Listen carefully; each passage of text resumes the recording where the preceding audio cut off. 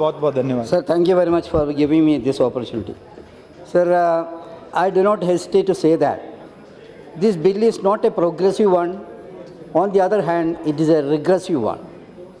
Sir, I made a critical study on this as a humble member of this august body and as a trade unionist who is in this field since the last 25 years.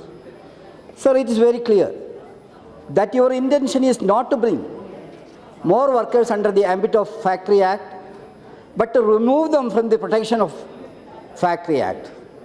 Factory Act, sir, it really requires substantial amendment in this era because of the following situation. One, outsourcing is increasing in an alarming way. Privatization is taking place in a big way. Growth of unorganized sector, that also is another challenge. Then what is the priority in the economic reforms?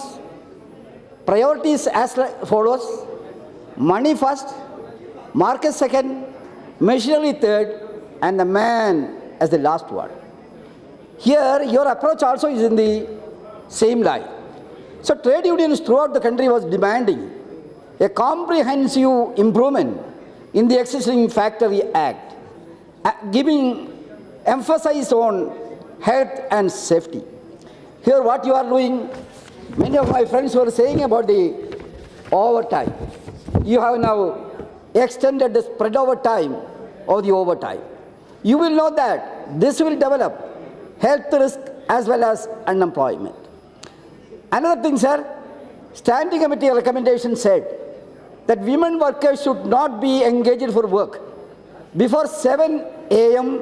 and after 6 p.m.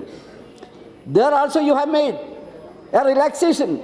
You have given an exemption. This legislation empower the employer for another thing also.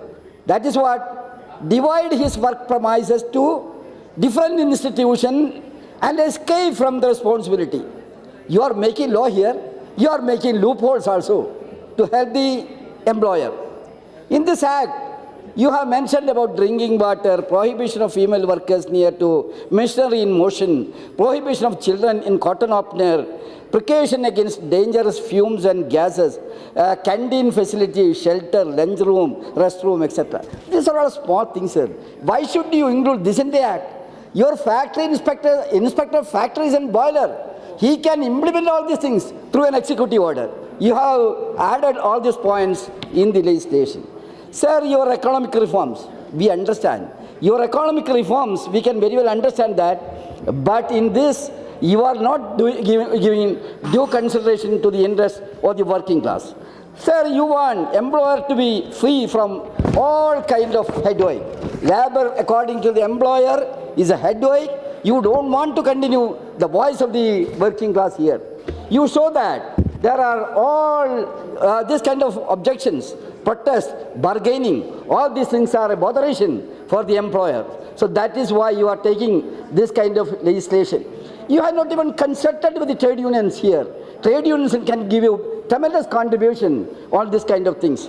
So I want the government, one thing humbly, not threatening something like that. You must realize the history of the working class struggle. They have fought and gained these kind of facilities, protection, job satisfaction, welfare amenities, health kind of activities. You are trying to undermine all these things. I request, I want the government, don't undermine the working class in the country. This kind of ill-motivated anti-labor action will be fought and defeated by the working class in the country. With this few words, sir, I conclude.